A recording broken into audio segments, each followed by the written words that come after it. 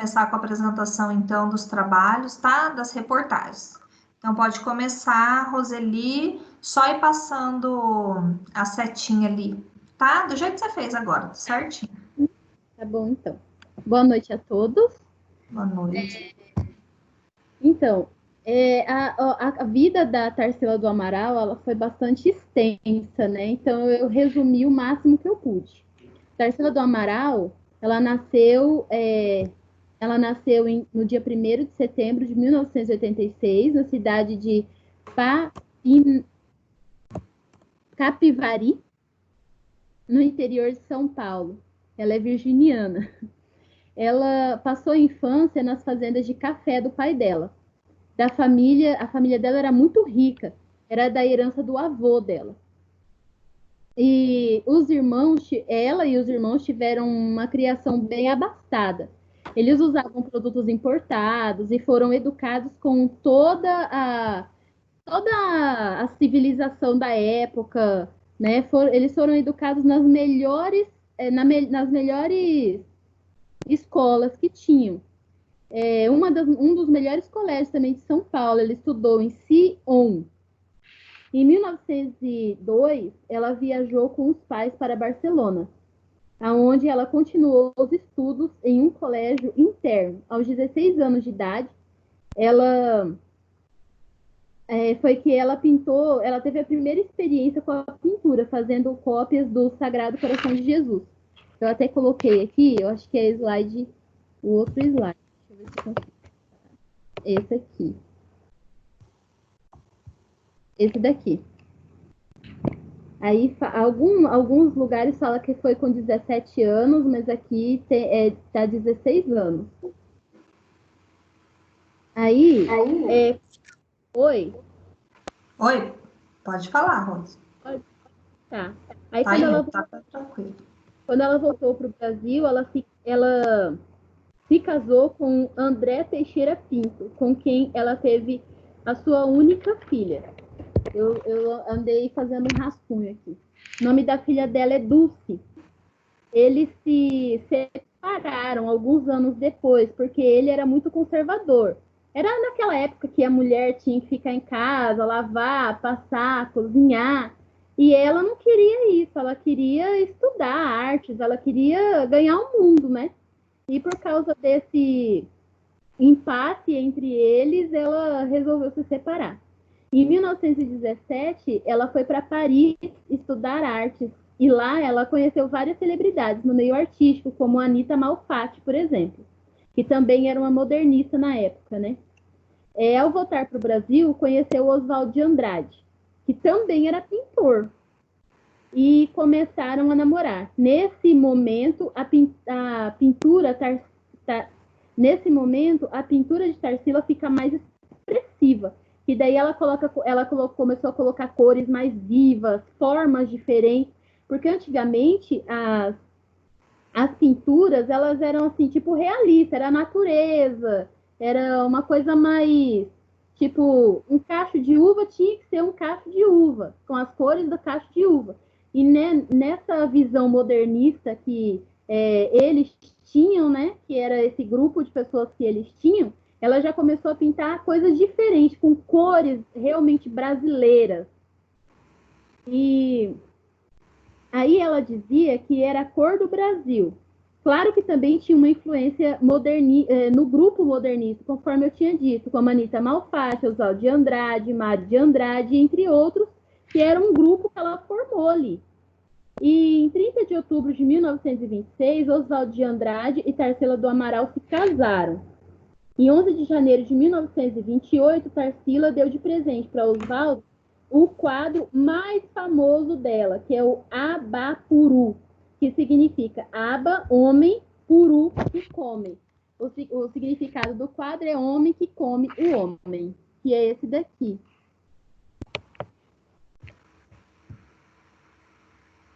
Esse quadro. Em 1929, Oswald de Andrade se apaixonou por outra mulher. Olha que interessante. Aconteceu no passado, gente. Oswald de Andrade se apaixonou por outra mulher e Tarsila do Amaral resolveu se separar dele. Aí teve uma época na vida dela que com a crise ela foi embora para o exterior. E com a crise da Bolsa de Nova York despencou o preço do café. E a família dela se viu em apuros financeiros, né? E aí a Tarsila se vê obrigada a trabalhar. Ela pintava paredes, ela pintava portas, ela até serviu como operária de construção para poder arrecadar dinheiro e depois ela voltou para o Brasil. Aí, nesse meio tempo, o quadro dela, que ela tinha pintado para Oswald de Andrade, esse Abapuru, ele foi a leilão. E o empresário argentino Eduardo Constantini arrecadou a tela em 1995, Abapuru, por $1,5 milhão. Hoje o quadro fica exposto em Buenos Aires e é estimulado o valor dessa tela, acho que é um dos quadros mais caros, a pólice dele é uma das mais caras. Hoje seria em torno de $45 milhões. Meu Deus do céu, eu queria ter a metade desse quadro. É muito dinheiro. É muito dinheiro. E aí começou assim, a vida dela também não foi só flores, ela também teve as coisas ruins da vida dela.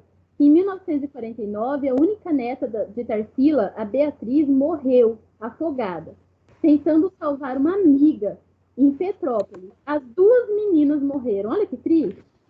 Nossa. E em 1975, a Tarsila, eu tô na Anitta da Anitta Malfatti. Ela fez uma cirurgia da coluna e ficou paraplégica por conta de um erro médico. Aí, no ano seguinte, a filha dela, a Dulce, faleceu. E foi aí ela se aproximou, né? Foi uma experiência de coisa ruim na vida dela, né? Aí, no ano seguinte, a filha dela faleceu e aí ela se aproximou do espiritismo. Ela ficou íntima do Chico Xavier. E aí a Tarsila morre em São Paulo no dia 17 de janeiro de 1973, de depressão. Ela foi enterrada com um vestido branco que ela mesma tinha escolhido. Mas só que as obras dela, ela deixou mais de 2.000 obras, mais de 2.000 trabalhos. Então, é uma mulher que marcou, né? Aí acabou, Pro. Acabou. Foi ótimo, né? Ótimo, ótima apresentação. Gostei, porque a gente só sabe. Oi. Oi. A gente só sabe de ouvir falar, né? Mas a gente não sabia a história dela, né? Então, e eu imaginei, eu escolhi a Tarsila do Amaral porque eu imaginei que Tarsila do Amaral fosse um homem, não uma mulher. Sério? Não, eu sabia que ela era mulher. Eu estudava, eu via esse quadro, eu pintei muito esse quadro na escola, né? E aí eu pensava que era um homem, jamais eu imaginei que era uma mulher. Aí quando eu comecei a ler a história, eu falei, gente do céu, nada do que eu imaginava ela era. É muito legal, né, a história, né? A gente conhecer assim, trazer um pouco de uma coisa diferente, né? Verdade. Tirar um pouquinho da rotina, né? De ficar vendo coisas que a gente só conhece, tá cansado de ver. Ótimo, parabéns, tá, Roseli? Obrigada. Muito legal sua apresentação. Oi, professora. Oi. Coloquei Tá aqui. escutando agora? Tô, Vanessa. É que eu não tava conseguindo falar. Tá, coloquei. O próximo eu coloco o seu. A Vitória tá aí? Vitória tá. Aí o próximo eu coloco o seu, tá, Vanessa? Aqui. Tá bom. Então tá, fica preparada aí. Pode começar então, Vitória. Tá bom, professora, deixa eu só assumir o controle aqui. Isso, assume o controle. É Vitória Machado ou Nantes? Não, Nantes. Nantes, tá. Boa noite, pessoal. Vocês estão me ouvindo bem? Tá saindo bom som aí, professora? Tá. Tá bom. Tá bom. Tá bom. Vou começar. Eu vou falar sobre a Amélia Earhart, eu não sei como que pronuncia o nome dela certinho. E ela foi conhecida por ser a primeira mulher a cruzar o Atlântico em 1928 sozinha. Na verdade, Um site diz que é 1928, outros dizem que é 1932, só que eu acho que é 1932, tá? E ela foi a primeira mulher a cruzar o Atlântico sozinha, naquela época. E assim, começando lá desde o do princípio. Ela nasceu em 1897, no Kansas, e desde pequena, na infância dela, ela não se encaixava no papel de menina frágil. Ela gostava de subir em árvore, caçar rato com espingarda. Ela era bem molecona, falar assim, né? E naquela época era, tipo, bem diferente. E essa era a personalidade dela. E se manteve até o fim da vida dela. E, assim, ela fez muita coisa. Ela fez vários cursos, mas ela nunca terminou e tudo mais. Mas o que me chamou a atenção é que, em 1917, ela fez treinamento na Cruz Vermelha de enfermagem. E, durante a Primeira Guerra Mundial, ela foi auxiliar de enfermagem lá no Hospital Militar no Canadá. E eu não sabia disso, ela é aviadora, mas ela também participou disso. Ela ficou lá auxiliando nos leitos. E então tá, agora eu vou começar a falar quando que surgiu o amor pela máquina voadora, né?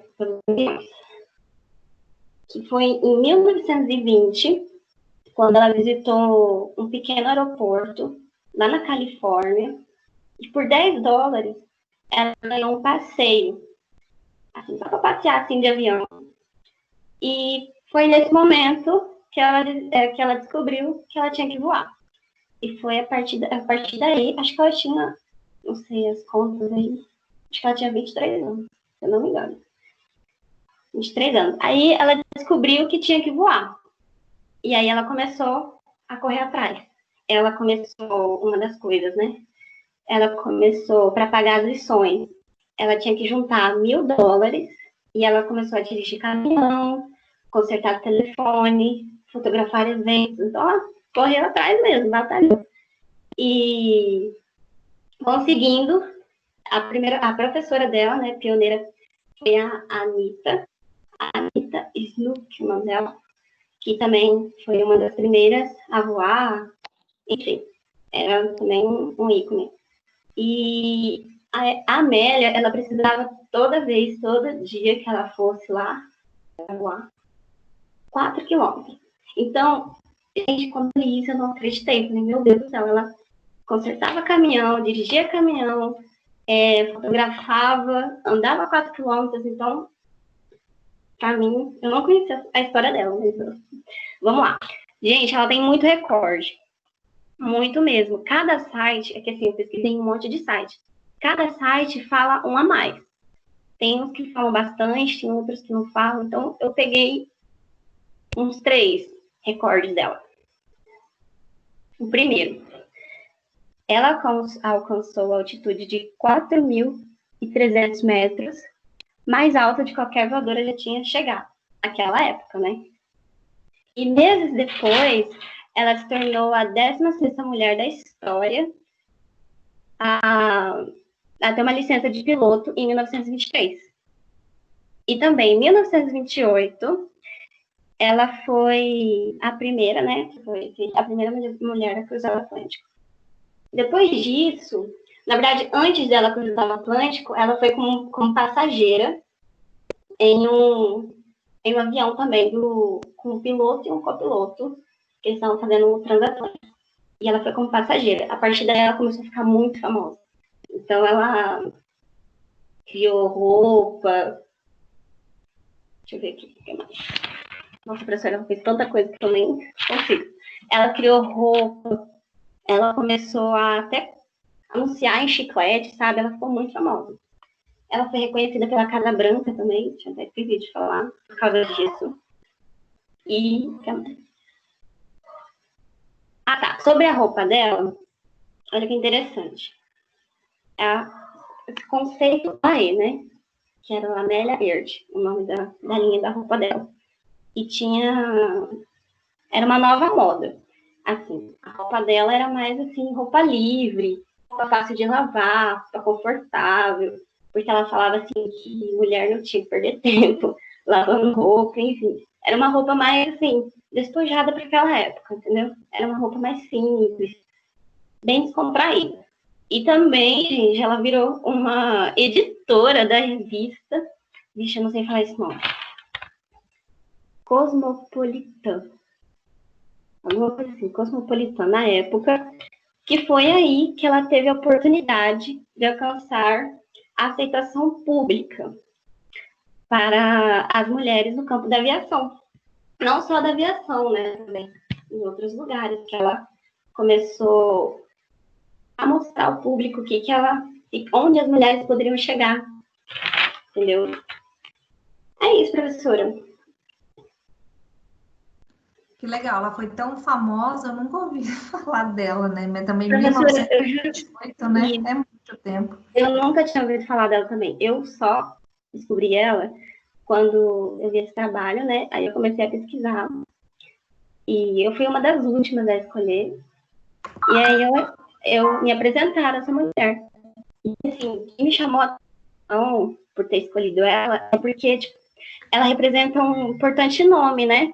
Tanto para a aviação mundial e também nas conquistas feministas. Porque ela defendeu a independência feminina, eu acho, né? Porque desde a infância dela tinha aquela personalidade de moleque, de como que eu vou falar? De seguir o padrão, sabe? Tem que casar. Nem falei do casamento, que no casamento ela não quis nem pôr o sobrenome do marido, porque ela achava assim que tinha que ser igual, enfim. É isso, professora. E antigamente, tipo assim, todas as mulheres colocavam o nome do marido, né? Era meio que, tipo, obrigatório, né? Uhum. E ela já foi, né, revolucionária já desde aquele tempo. Então, Muito legal, parabéns. Obrigada, tá, Vitória? Vanessa, coloquei o seu aí.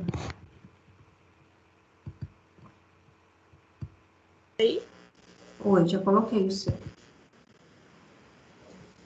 Eu vou fazer um breve resumo sobre a Angela Davis. Angela Davis-Ione é uma professora filósofa, socialista e Vanessa, feminista. peraí só um pouquinho. Assume o controle. Do lado esquerdo tá assumir controle. Assume o controle para você poder passar os seus slides. Tá bom. Como Isso. integrante do Partido Comunista dos Estados Unidos,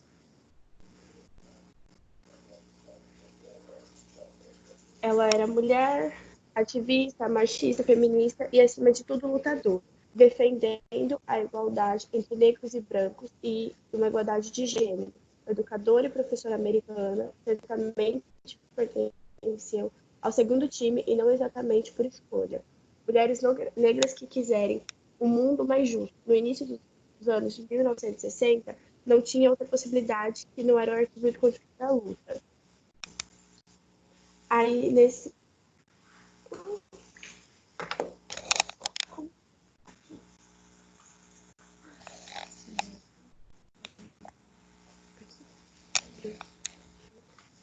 Esse foi um dos seus últimos discursos, que ela foi uma fala dela. Nós representamos as poderosas forças de mudanças que estão determinadas a impedir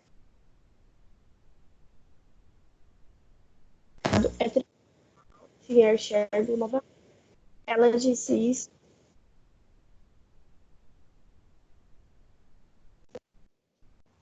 Tá cortando, Vanessa, o áudio.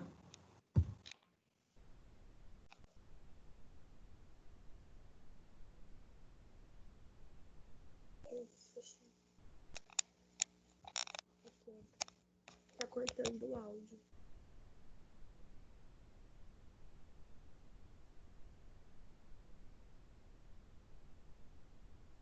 Tá ouvindo? Agora tô, aham. Quando mais de 5 mil mulheres, em sua maioria, marcharam nesse dia pelas ruas de Birmingham, no estado do Alabama, nos Estados Unidos, como parte de quase 3 mil pessoas que formaram a mais populosa manifestação política da história dos Estados Unidos. Em parte, elas também sem saber que iluminavam a história da Angela.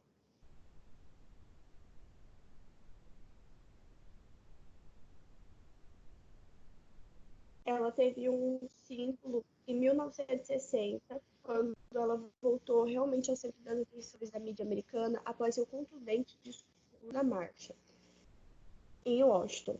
Sua história de resistência e luta retrata a história de uma mulher negra americana do século XX e volta a muitos anos atrás.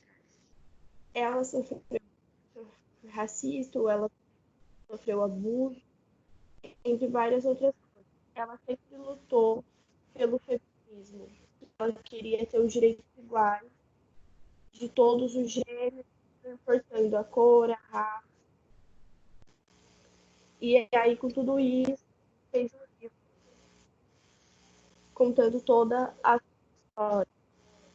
E ela se formou em filosofia. Ela sempre pegou os direitos iguais. E aí é só isso. A história dela é muito boa. E esse foi o fato da última marcha que me interessou mais. Deu uma cortadinha, mas deu pra gente entender.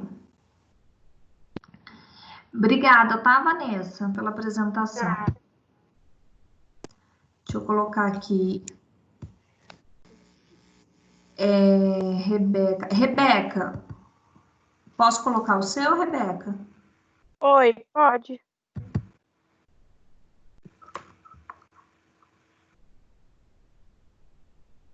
Prof, depois pode ser da Patrícia? Pode. Uhum. Aí assume o controle aí, Rebeca.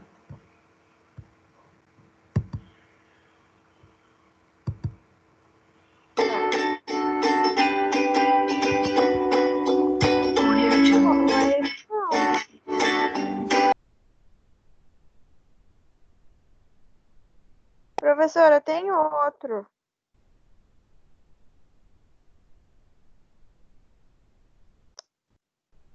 Peraí que o negócio do meu computador ligou uma música aqui. Peraí. Não sei de onde apareceu essa música, Jesus. Peraí. Eu mandei 2. Dois, peraí.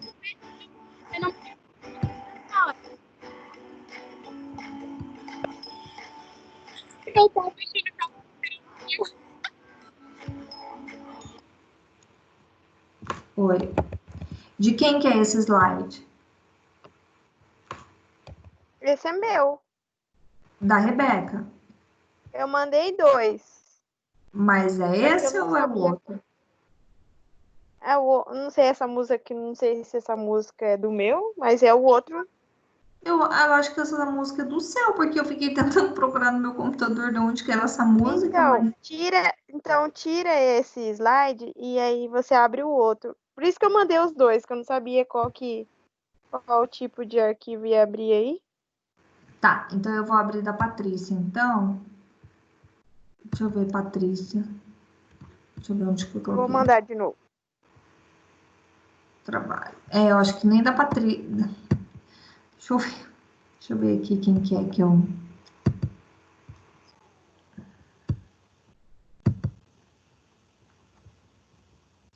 Deixa eu ver aqui.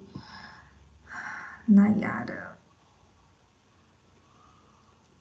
Naira apresentou já? Não, professora, eu não apresentei ainda não. Tá, vou colocar o seu aqui até eu procurar das meninas, então, tá? Na hora que Tá, aparecer tudo bem. ali, você clica do lado esquerdo, assumir o controle. Enquanto isso, eu vou pegando das meninas. Professora, o meu tá comigo. Tá, beleza. Luiz, tá? Tá, Luiz. Naira, pode começar, então. Tá, professora.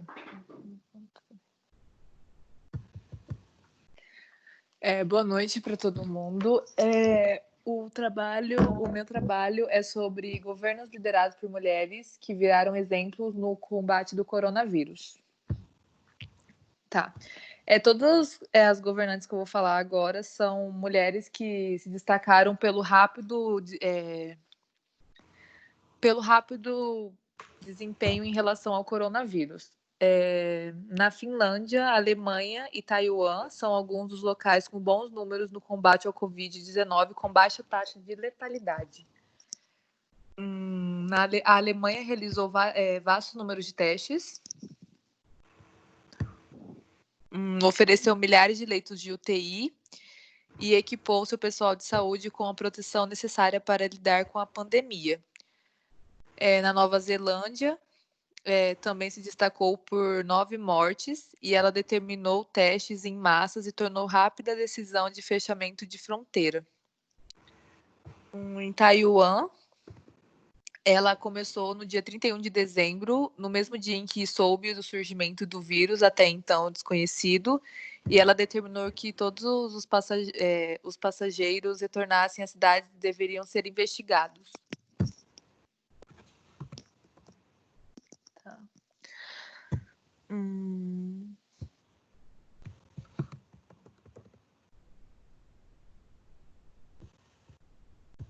A Islândia, ela ofereceu testes gratuitos para todos os cidadãos, com ou sem sintomas, e ela registrou apenas 8 mortos. Essa notícia foi do dia 15/4 desse ano, e uma mensagem que eu achei bem interessante, que a colunista Emma Burnell, do jornal Independente, comentou. Ela falou assim: o que importa não é a questão de gênero do líder, mas a habilidade do país de eleger o melhor candidato independente do sexo. E é isso, professora. Tá, rapidinho. Ótimo. Obrigada, tá, Naina? É Naina mesmo? Oh, Naira. Naira ou Naira? Naira. Obrigada, Naira. Por nada. Vou colocar aqui, então, da Patrícia, tá, Patrícia, agora.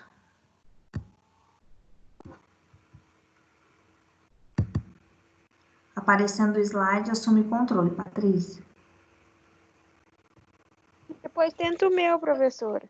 Que eu Tá, abri o normal. O seu eu já baixei o novo, já. Você mandou 2. Eu tinha baixado o último e agora baixei o primeiro que você mandou. Tá.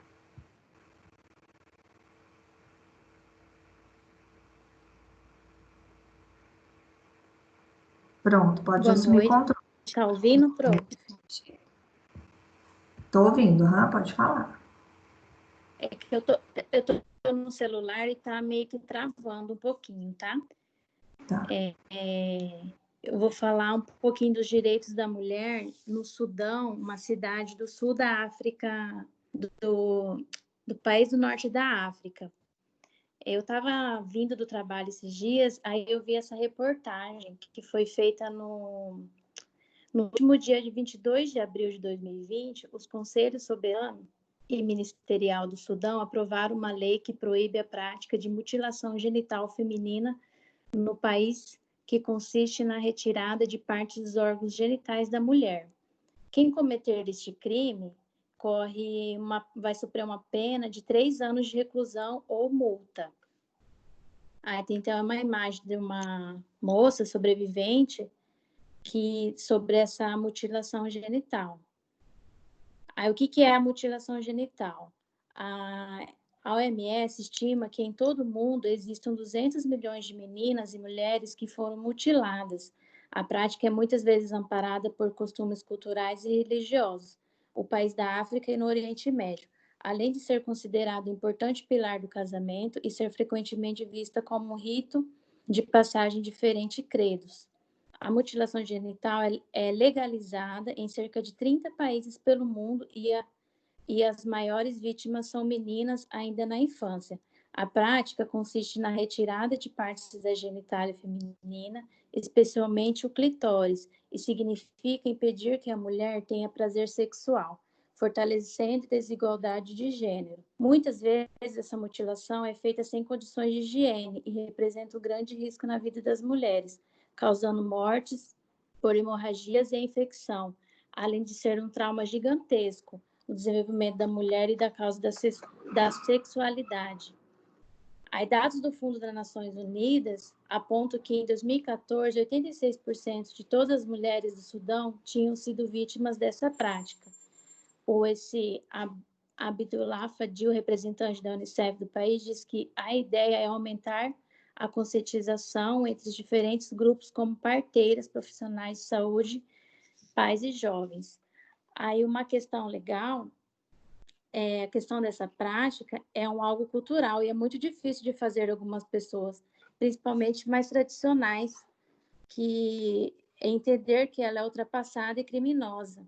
Teve um caso no Egito, por exemplo, que criminalizou a mutilação genital feminina em 2008, mas até hoje registra casos de operações que continuam a ser realizadas por algumas pessoas, mesmo correndo esse risco de serem presas até 7 anos. No começo deste ano, uma garota de 12 anos veio a óbito enquanto realizava a cirurgia de mutilação em uma clínica privada. Um luxo que nem todos podem ter. Aí essa lei, depois de 30 anos só que foi submetida, e só conseguiu ser depois de ser substituído o dilator dessa cidade de Sudão, o tal de Omar Hassan. Então, assim, eu achei bem interessante, eu não sabia que existia isso. E, assim, milhares de vidas foram salvas pela essa criminalidade. E acho que é bem importante isso. Forte. Forte. É bem forte. Legal. Gostei, tá, Patrícia? Obrigada por trazer essa reportagem para a gente. Obrigada, prof. Tá. Vou ver, vou colocar aqui agora. Vou tentar a Rebeca de novo, tá, Rebeca? Vamos ver se vai agora. Professora, pode ser eu? Peraí, só um pouquinho, eu já coloquei da Rebeca, o próximo é você, pode ser? Pode sim, professora.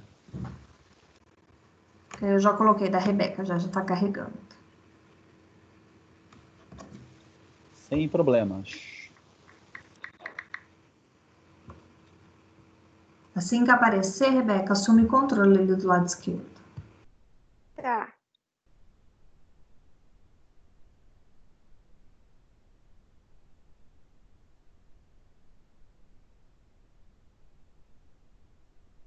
Ah, de novo.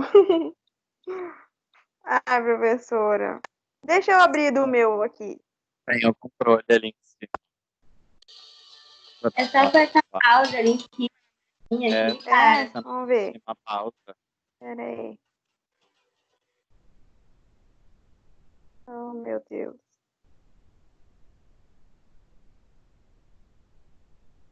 Pronto. Tá aparecendo alguma coisa aí? Parei para você aqui. Ai, menino, não entendo dessas coisas. Muita tecnologia. Então, Agora foi. eu vou falar da Marta. Obrigada, gente. Eu vou falar da Marta e não vou falar da história, de como ela começou e tudo mais. Eu me atentei mais a algumas notícias que eu achei dela. Ela é considerada a rainha do futebol, todo mundo já deve ter ouvido falar, né? E aqui algumas comparações. Ó, espera abrir. A brasileira Marta foi eleita a melhor jogadora do mundo pela FIFA. Não é apenas mais um, é simplesmente o 6º prêmio da camisa 10. Marta já havia ganhado 5. Tem que desativar a música.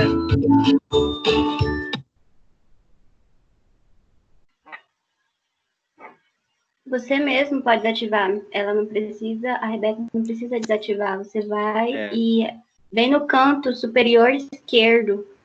Você vai em desativar música. Aí desativa. Agora deu. Ela ganhou. Pode continuar? Pode. Então, ela já havia ganhado 5 seguidos, 2006, 2007, 2008, 2009 e 2010. E agora, aos 32 anos, foi coroada com outro prêmio para a seleção. Comparando em números, Eu só tô escutando, professora. Prof, você dá pra escutar uma música. Não, é alguém que tá colocando aí e tá junto, entendeu? Olha, ó, era a Sandy que tava com o slide aberto. Pode continuar, Rebeca. A Sandy que tem que tirar a música, Sandy. Isso. Aí, pode continuar, Rebeca. Então, a Marta, ela foi comparada em números. Marta é realmente um fenômeno.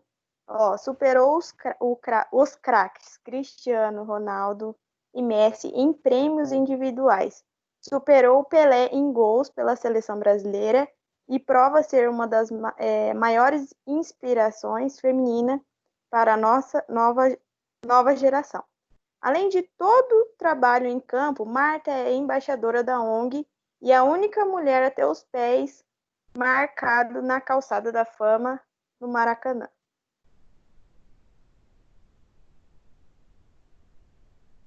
Ó, com mais gols que o Pelé, Marta quebrou os recordes do mundo no futebol.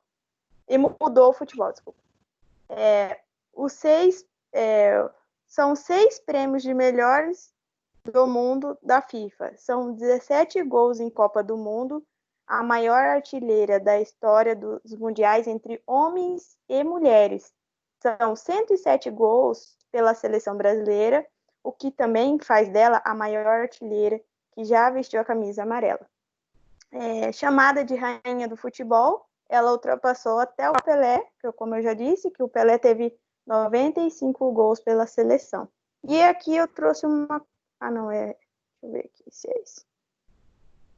Eu trouxe uma curiosidade aqui. Ela, por ter tanta comparação com um dos melhores jogadores, aí ela, apesar de ganhar prêmios individuais de todos os grandes atletas, talvez os maiores da história, Marta não chega nem perto do reconhecimento social e financeiro dos outros jogadores.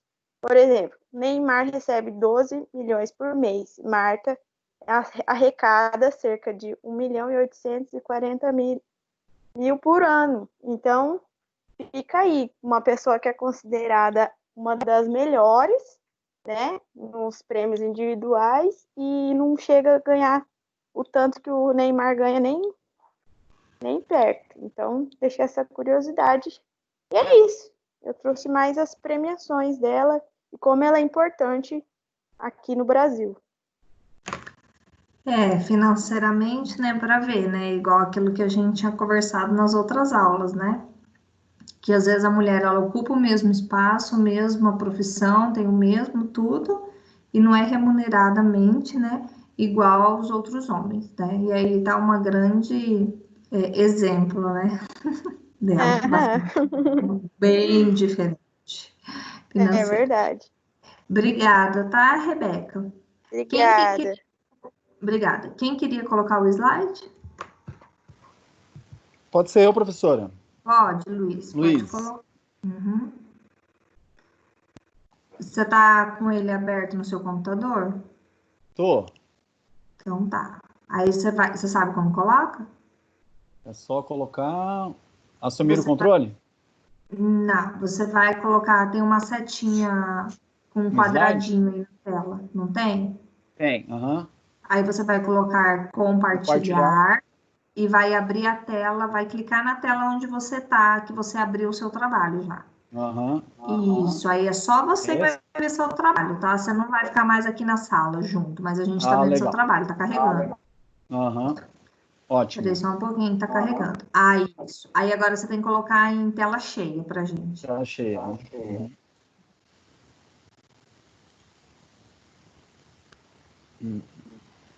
Aqui. Isso. Beleza. Peraí, Ótimo. Isso, abriu. Ótimo, Oi? pode começar, Luiz? Boa noite a todos. Boa noite.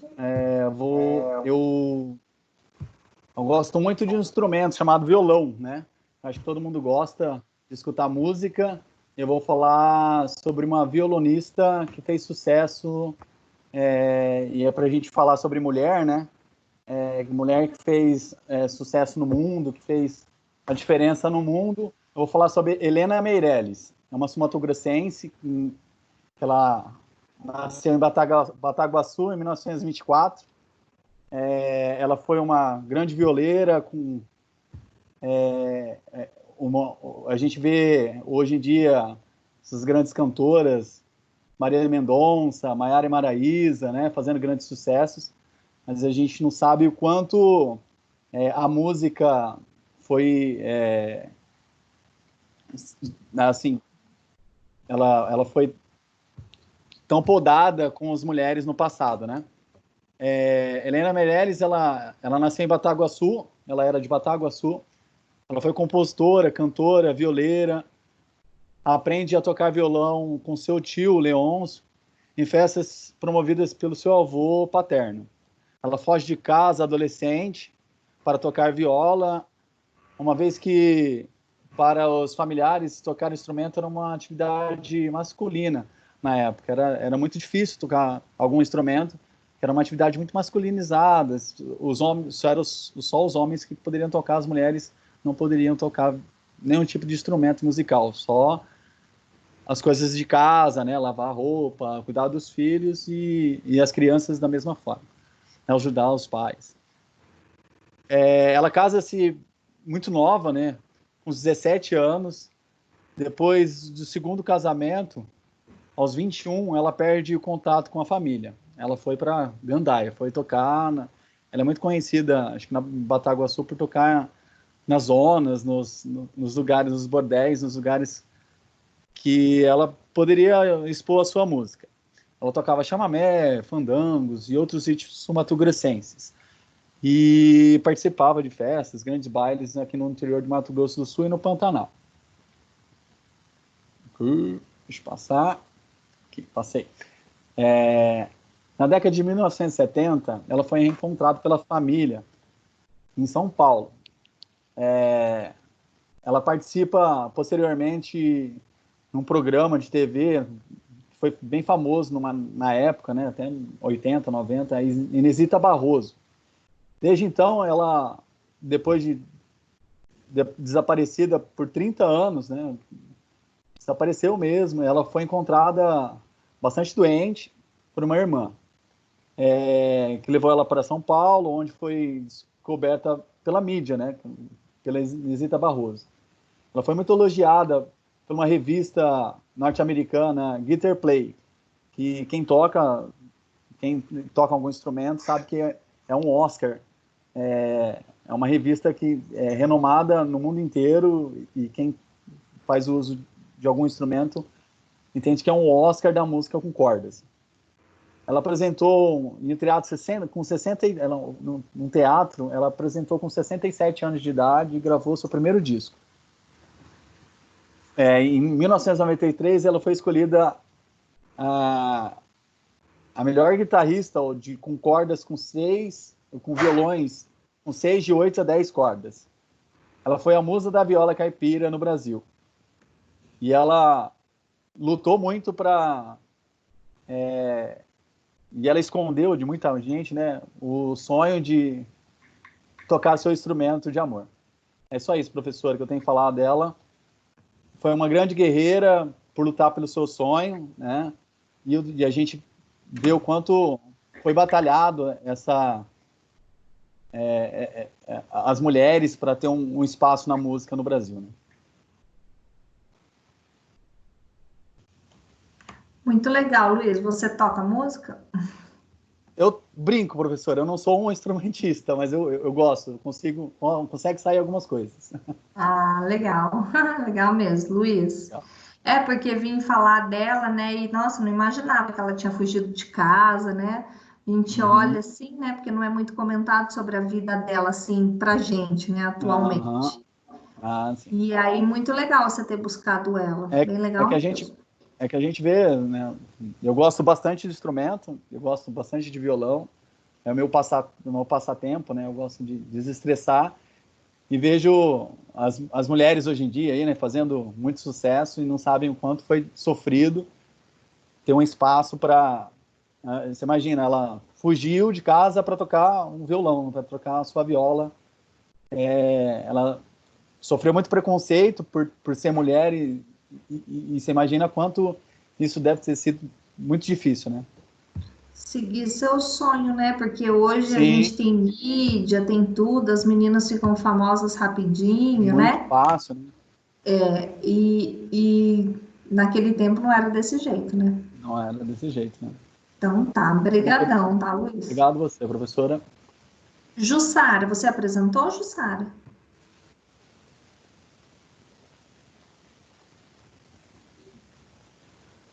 Oi, Jussara, você já apresentou? Oi, professora. A Jussara apresentou na semana passada. Ah, tá. Pode ser, prof. Tá, vou colocar então aqui, Karina. Só assumir controle, tá?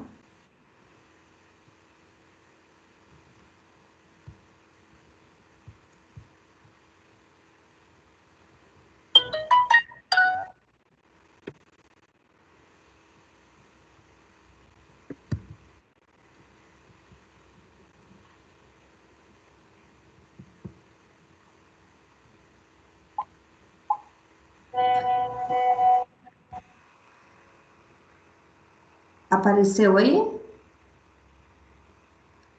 É esse o seu, Karine?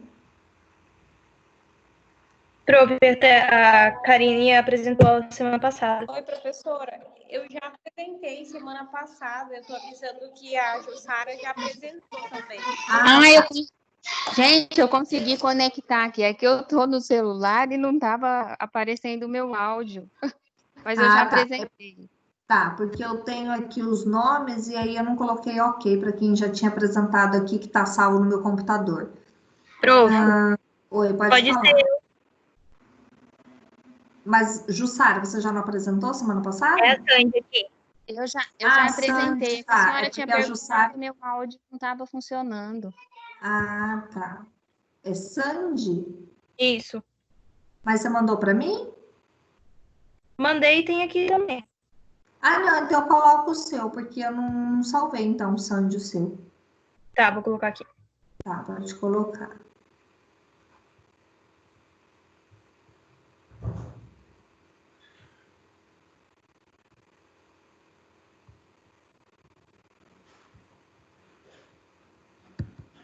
Tá indo? Aqui, peraí. Tá. Você compartilhou sua tela? Isso. Ó, você abriu o seu slide no seu computador. Aí você vai nesse quadradinho com a seta e coloca compartilhar e você vai escolher a janela que está aberta no seu computador. Aí que você clica. Foi? Você vai pegar, tá vendo esse quadradinho que tá... Isso, certinho. Foi? Isso, foi, aham. Aperta F5 ou deixa em tela cheia. Isso, ótimo. Certinho, Sandy, pode começar. Boa noite, gente. Meu trabalho é sobre o feminicídio. E eu vou falar um pouco sobre a Marielle Franco.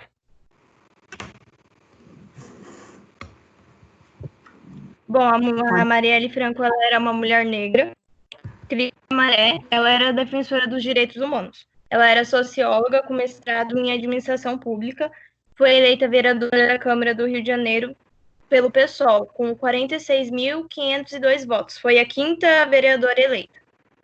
Foi também presidente da Comissão da Mulher na Câmara. Antes disso, Marielle foi vereadora, foi vendedora ambulante, dançarina, empregada doméstica, educadora infantil, até reunir dinheiro para pagar os próprios estudos. No dia 14 de março de 2018, numa quarta-feira, o carro onde estava Marielle foi atingido por 13 tiros, que tiraram a vida dela e do motorista, Anderson Pedro Gomes. Na ocasião, Marielle tinha 38 anos e o motorista 39 anos. Eles voltavam de um evento realizado na Casa das Pretas, um espaço coletivo de mulheres negras situados na Lapa, quando foram submetidos e alvejados. A Marielle, ela questionava a falta de representação feminina na vida política. Ela discursava bastante sobre isso, ela ressaltava também a contradição de haver ali apenas cerca de 10% de mulheres, enquanto o gênero é a maioria nas ruas. Sua morte despertou milhares de mulheres em todo o país e mundo, dando um novo impulso à luta contra o racismo, machismo, intervenção militar no Rio de Janeiro e tantos outros símbolos que ela representava como seu ativismo.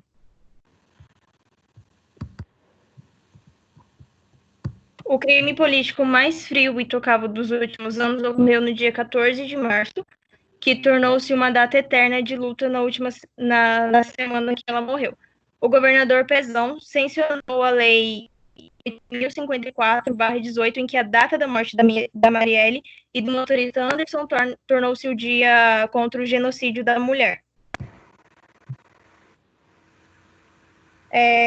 A medida que estabelece a instituições públicas e privadas promove debate e palestras na data, com o objetivo de incentivar a reflexão sobre o assassinato de mulheres negras no Brasil. A criadora da lei foi uma deputada estadual, enfermeira. E é isso, é um resumo bem resumido sobre a Marielle. Legal. Eu já tinha falado mesmo sobre ela, né, numa apresentação, só que não tinha colocado tanto detalhes dela, assim, sabe? Que ela foi faxineira, que ela foi educadora, bem legal isso daí. Obrigada, porque tem então. muita coisa sobre ela, né? Então, nossa, foi guerreira mesmo, né? Caramba, Foi. muita coisa mesmo para chegar onde ela chegou e acabar como acabou, né? É uma pena. Sim. Então tá. Obrigada, tá? Quem mais quer apresentar? Eu, professora? Poliana, você tá aí, Poliana, com seu trabalho? Tô, mas eu não consigo colocar aqui, pro. Mas você tá pelo celular?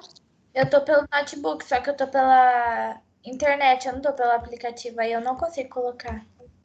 Ah, não, você consegue. Você tá no computador? Sim, eu tô clicando na setinha e não tá entrando. Não, mas quando você clica na setinha, não abre um monte de janelinha? Não, a minha não tá abrindo mesmo. Ah, tá. Manda para mim por e-mail, então. Aí eu abro aqui para você. Você mandou para mim? É sobre a Maju Coutinho. Não. Você mandou para mim quando? Mandei hoje, agorinha eu mandei. Ah, agorinha? Tá, então não chegou. Peraí. Quer dizer, não abri, né? Tá, mais alguém tá aí pronto para apresentar enquanto eu acho da Poliana? Você mandou no Anhanguera? Não, no Uniderp. Tá. Tem alguém aí que já tá pronto? Que dá para ir colocando enquanto eu acho da Poliana?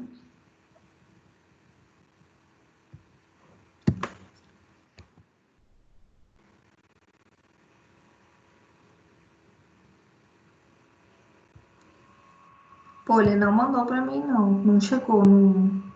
Sério? Sério. Deixa eu ver lixo eletrônico. Peraí. Também não chegou no lixo. Tá, peraí. Tá. Eu vou tentar entrar no aplicativo aqui, aí eu... Tá. Márcia, ó, Milena não apresentou, Márcia não apresentou. Eu vi que Márcia tá aí, né? Márcia, você vai apresentar, Márcia? Luana e Lohane também não apresentaram. Luana tá aí, Lohane também tá aí. Lohane, você não vai apresentar seu trabalho? Eu tive problema com meu PC, eu tô tentando abrir aqui. Se eu conseguir, eu já te mando. Já mando para alguém abrir para mim. Tá. Porque eu tô pelo celular. Mandar no meu e-mail. Pode mandar no meu e-mail, não tem problema. Tá. Tá? Manda no Anhanguera. Deixa eu ver quem mais que não apresentou. Késia e Joyce. Vamos ver se estão aí em sala. Késia não tá. Nem Joyce não tá em sala. Vamos ver quem mais. Eliane e Daniele. Eliane e Daniele também não estão. Bruna, você tá aí? Você vai apresentar, Bruna? Também não apresentou ainda.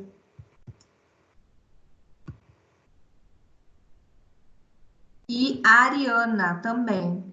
A Ariana também não apresentou para mim. Vamos ver se a Ariana tá em sala. Não, a Ariana não tá em sala. Você vai apresentar, Bruna?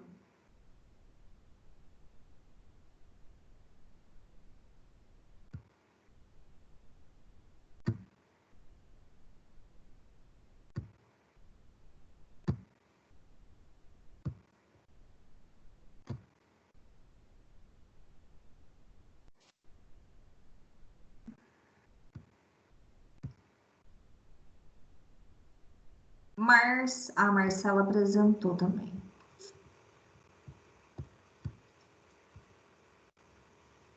Gabriele, Bruno. Bruna. Ah, tem aqui, Bruna me mandou a Bruna. Professora, Oi. a Bruna falou que o áudio dela não tá saindo. Ela acabou de me mandar mensagem. Ela vai tentar ver o que ela faz. É que ela tá pelo celular.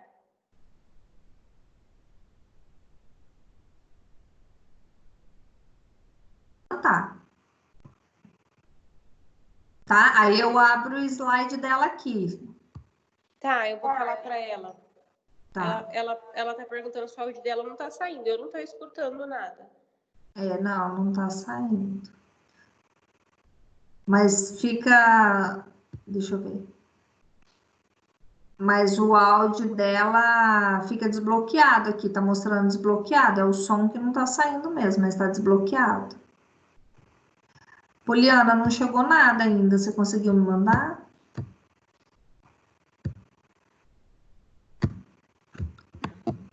Nenhuma de vocês que eu falei o nome que não apresentou, não tá com trabalho aí no computador?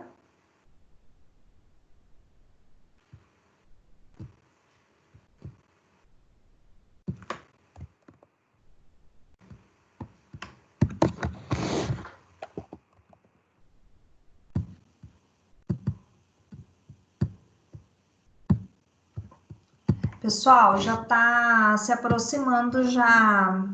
Enquanto o pessoal se organiza aí, eu estou esperando chegar no meu e-mail, tá? Tá previsto para a gente retornar dia 1º, tá? 1º de junho.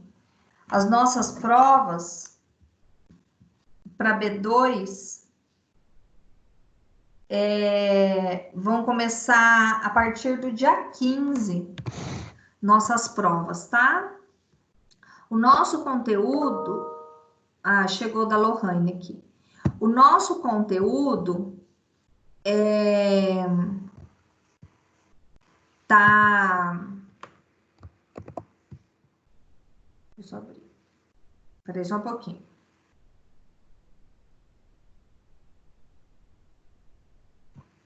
Lohane, vou ver se eu consigo abrir do jeito que você mandou, tá? Oi. Você mandou... você me mandou no Google Slides. Você vai ter que me mandar em slide. Beleza, peraí. Tá? Porque você me manda link, eu não consigo abrir. Você me manda certinho o slide, aí eu consigo salvar no meu computador. Oi, então, Oi, pode falar, Bruna. Ai, conseguiu. Então, posso colocar, Bruno, o seu? Pode. Tá, eu vou colocar então da Bruna. Bruna Miranda, né? Sim.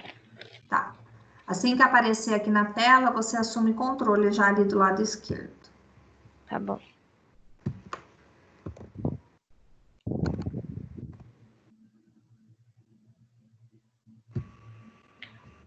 Eu vou falar sobre a Kate. Ela é uma cientista e ela conseguiu confirmou a equação de Albert Einstein 100 anos depois que ele previu a aparência de um buraco negro. Ela foi a responsável pelo algoritmo que registrou essas primeiras imagens.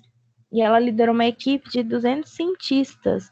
E aos 29 anos, ela é doutora em engenharia elétrica e ciência da computação. E ela trabalhou nesse código por 6 anos.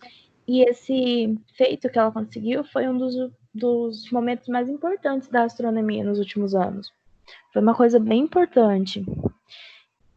E ela posou essa foto ao lado da Margaret Hamilton e foi comparada com ela. A Margaret Hamilton foi a responsável pelo código que ajudou a colocar os homens na Lua. Então, assim, foi uma coisa bem importante que ela conseguiu fazer nesses últimos anos, que foi um marco bem importante. E foi feito por uma mulher, né? E é só isso mesmo, mais. Tá, deixa eu só colocar um pouquinho seu slide aqui.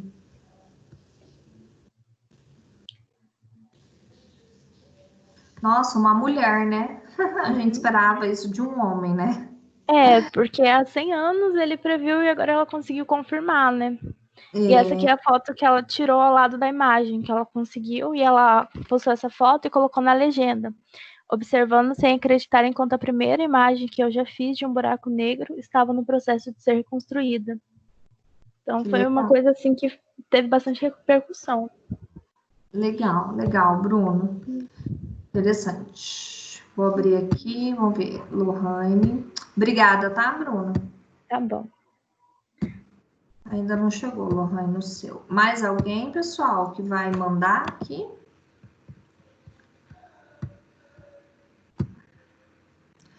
Ó, então eu tô olhando aqui no calendário, gente.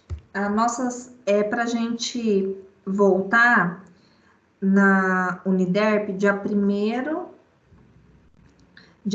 de junho, tá? Cai numa segunda-feira. A princípio, o nosso retorno tá para essa data.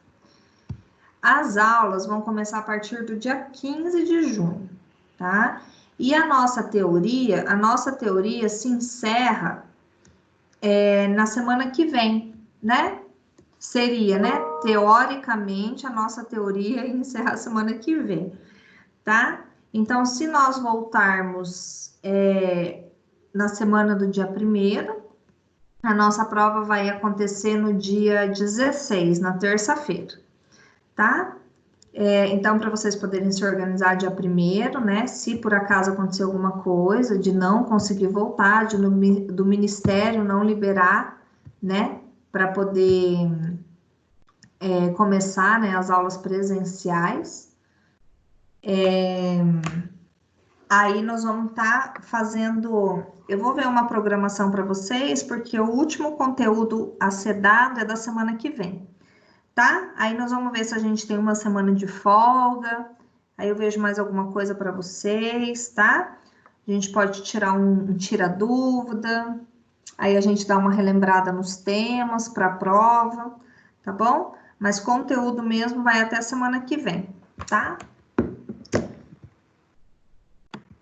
Deixa eu pegar aqui, chegou, tá, Poli? Eu vou colocar aqui, Poliana.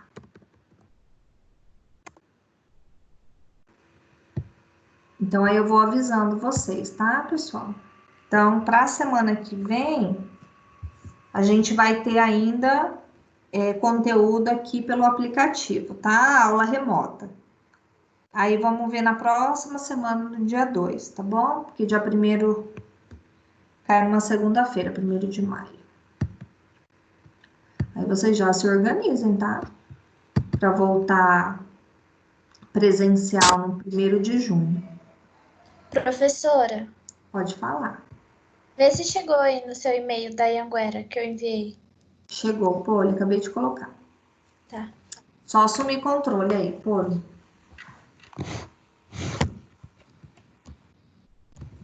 Pode assumir controle. Pronto. Eu vou falar sobre a jornalista Maria Júlia, que ela é mais conhecida como a Maju Coutinho, que faz história e fez, né, no Jornal Nacional, sendo uma das maiores jornalistas negras, né, que ganhou destaque no Brasil. Ai, gente,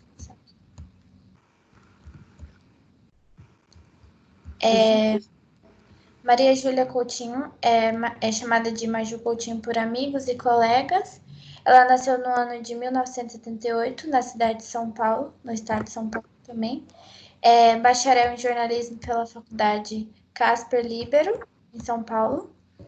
Começou a trajetória no jornalismo como estagiária da Fundação Padre Anchieta, na TV Cultura. E em 2005 passou a apresentar o Jornal da Cultura, ao lado de Heródoto Barbeiro, e depois foi transferida para o Telejornal da Cultura. Vou te voltar. no meio-dia. Em 2003, a Maria Júlia passou a apresentar a previsão do tempo, inicialmente cobrindo a licença maternidade de Eliane Marques, e obteve sucesso na função e passou a ser titular do posto em outubro de 2014, e apresentar eventualmente as previsões do tempo do Jornal Hoje e do Jornal Nacional. No ano de 2014 até em 2016, ela começou a sofrer racismo, né, injúrias na internet, pelo Facebook, Instagram, comentários bem racistas. E no ano de 2016 foi quando a justiça entrou, né, no meio, que foi depois dela participar, né, do programa Altas Horas. Ela foi xingada por internautas no Facebook e no Instagram, e as ofensas também eram dirigidas a negros de forma geral. A assessoria de imprensa identificou o autor como sendo Felipe Gastão, e através de prints eles conseguiram encontrar também outros criminosos, né, que atacaram ela na internet. E deixa eu passar aqui.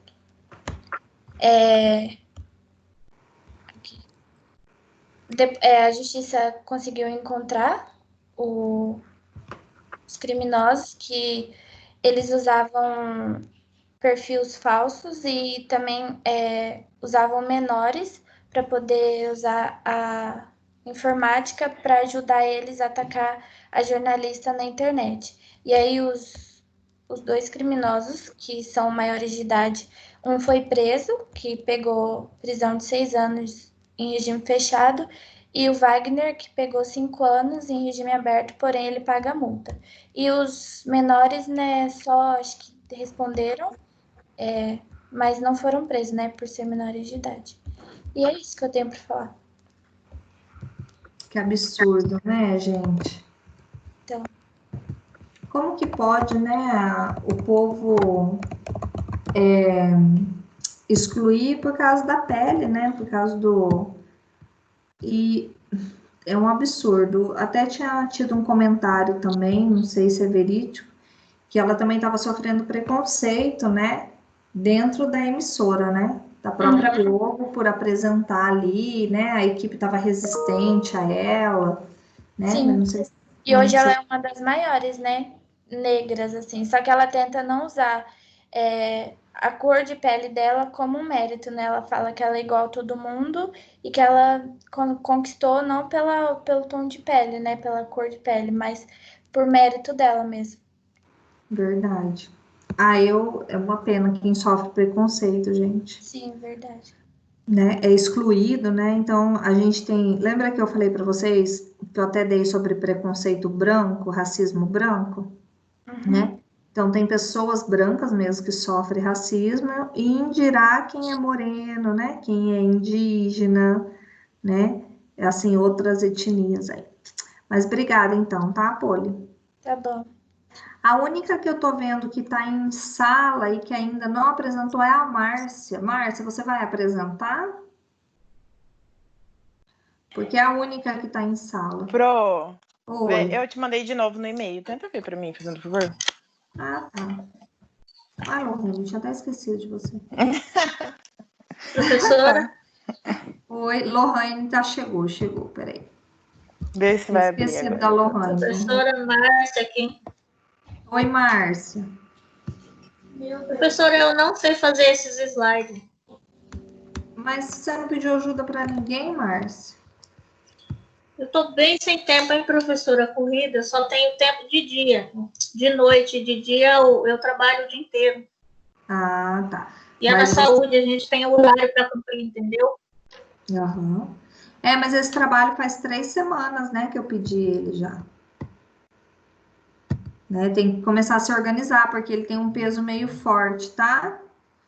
E aí, semana passada, eu era para apresentar semana passada, e eu deixei o pessoal o restante que faltou, porque aí ficou muito tarde, sabe? A gente apresentou quase até 10 horas da noite.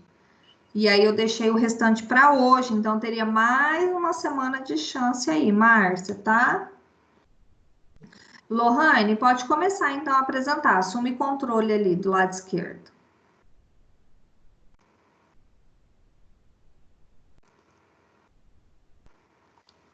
Tá, peraí. Deixa eu ver se vai dar certo. Então, eu vou falar sobre a Malala. Ela é uma paquistanesa que desafiou o Talibã. Ela é uma menina... Assume controle ali, do lado esquerdo. Assume controle para você ir passando os slides. Aí, isso, ó. Tá no segundo slide agora? Isso, tá, A Malala, ela é uma adolescente que ela queria que apenas as colegas, né, tivessem o direito de estudar, que no seu país é proibido. E aí, aos 15 anos, ela sofreu um atentado. E aos 17, ela foi a jovem a ganhar um prêmio Nobel. A Malala cresceu e nasceu neste contexto, né? No início da sua infância, a situação ainda era melhor, com a educação das meninas sendo realizada sem muito questionamento. Nos anos 2000, entretanto, a influência do Talibã se tornou cada vez maior, até que o grupo dominou a região em 2007. Aí, nisso, ela fez um blog que ela começou a falar sobre os acontecidos, só que ela usava ela usava um nome fictício. Só que esse blog tomou uma proporção e ficou super famoso. E aí, quando descobriram que era ela que escrevia no blog, foi quando fizeram o atentado e ela levou um tiro. Mas ela sobreviveu, graças a Deus, ao tiro. E tudo isso que ela passou foi um ato de coragem por ela querer que as mulheres do país dela, da cidade dela, tenham direito à escolaridade, que lá não podem. E ela fala que ela tem essa frase: vou ser política no futuro, quero mudar o futuro do meu país e quero a educação seja obrigatória, que a educação seja obrigação de todos, independente da sexualidade. É isso. Nossa, tão novinha ela, né? Tão novinha e ela ganhou esse prêmio da paz. Eu fico admirada, né? Porque eu, particularmente, não fico muito em cima dessas coisas, né? Eu admiro quem é novinho e quem, né? Imagina. Ela deu a cara a tapa e, atualmente ela nem mora mais no país dela por conta desse atentado. Mas ela foi foda pra caramba. Legal. Achei bem interessante a história dela. Tá. Obrigada, Lohane. Nada, Pro. Desculpa aí a confusão. Não Obrigada, faz nada, tá? Então tá. Pessoal, então tá. Então hoje só vai terminar mesmo as apresentações de trabalho, tá? Porque semana passada a gente se estendeu muito. E aí agora a gente só finaliza mesmo com esses trabalhos. Aí semana que vem eu trago um novo conteúdo para vocês, tá? Vocês têm interesse de ver mais alguma coisa? Tem algum conteúdo que vocês gostariam de ver? Que pode chamar a atenção de vocês que a gente não teve? E aí vocês queiram que eu traga para vocês? Alguém quer dar alguma sugestão? Sim, professora. Assim, principalmente estudos de avaliação, né? Fazer um resumão assim do que nós passamos na B1 para fazer a prova, né? Mais do que vai cair, assim, para a gente focar mais nisso, sabe? De B2, né? Você fala. B2, exatamente, perdão. Deixa se ficar de exame. Não, gente, ninguém vai ficar de exame, né? Pelo amor de Deus. Se fosse exame, era B1 e B2. Mas aí a gente faz um resumão, sim. Semana que vem, eu vou dar o conteúdo para vocês, vou dar o último conteúdo para vocês, tá? E aí a gente vem com, porque semana que vem é dia 26, a próxima semana é dia 2, aí eu posso estar trazendo uns pontos principais, tá? Do que a gente já trabalhou. E aí eu posso passar dia 9 alguma coisa para vocês, vamos ver, ou dia 2 eu também passo, eu vou organizar, vou fazer um cronograma a partir do dia 26 para vocês, tá? Porque aí a nossa prova vai ser dia 16, tá? Aí eu vejo depois do dia 26, essas 2 semaninhas aí, o que eu posso estar trabalhando com vocês, tá bom? Pode ser, Álvaro? E aí eu peço também, pessoal, para vocês verem o portal, tá? Dar uma lida nos slides que já foi postado, tá? Eu tô tentando postar as aulas, tá? Para vocês poderem ter acesso à aula. Tá ótimo. Tá? Eu tô tentando fazer isso daí, abrir agora um canal no YouTube, e aí tô tentando baixar os vídeos para poder publicar para vocês. E aí a gente vai trabalhando dessa forma, mas já vão estudando a partir de B2, tá bom? Deixa eu dar uma olhadinha aqui, eu tava aberto o portal de vocês. Deixa eu pegar aqui. Os últimos unidades, eu coloquei tudo reportagem, é porque ainda eu vou postar a aula para vocês, tá? Só para complementar mesmo.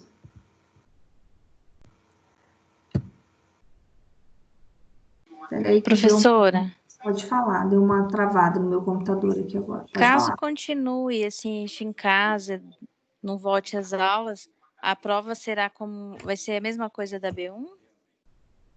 O processo? Acredito que sim. Porque não tem de outra forma, né, para a gente poder fazer. Certo. Aí vai ter que ser dessa forma. Se eles não liberarem o presencial, vai ter que ser via remoto, igual foi a B1 mesmo. Por isso que eu falo, gente, impossível, tá? Vocês ficarem de exame, pelo amor de Deus. Vocês têm praticamente 3 dias para fazer a prova de consulta, pode fazer em grupo, tá? Nós vamos estar trabalhando. A última foi a violência obstétrica, né, pessoal? Que foi conteúdo de prova. Foi, pronto. Isso, né? A violência obstétrica. Aí vai começar lá no encontro 9. No encontro 9 começa a falar de aborto, tá? Então vai cair aborto. Então vocês vão olhar lá no encontro 9. Tem aula sobre aborto. Encontro 9, encontro 10, aula sobre aborto. Depois vai ter lá no encontro 12, saúde, mulher e sociedade, vai falar sobre a mulher no mercado de trabalho. Aí no encontro 14 vai falar sobre feminicídio, tá? E aí eu vou trazer mais um conteúdo para vocês da semana que vem, tá bom? Certo? Então vão ser 4 conteúdos, né? Então vai ser aborto, mulher no mercado de trabalho, feminicídio e o conteúdo que eu vou trazer semana que vem. Aí a gente encerra a parte de conteúdo, tá bom? Aí eu faço de uma forma diferente os outros 15 dias para vocês, as outras 2 semanas, do dia 2 e do dia 9. E aí eu vejo o que a gente pode fazer, dou uma folguinha para vocês também na semana, tá bom? Certo? Tá bom, prof. Então tá. Pessoal, me despeço então aqui de vocês, tá? Uma excelente semana, um final de semana. E aí a gente se encontra semana que vem, tá? Tá bom, professora. Tá bom, Tchau. boa noite, prof. Até mais, boa noite. Tchau, tchau. Ótimo, boa noite, professora. Tchau, boa noite, professora. Noite, professora. Até mais. Boa noite, tchau, tchau. Tchau, pro. Boa noite. Tchau, prof. Boa noite. Boa noite, professora. Tchau, boa noite.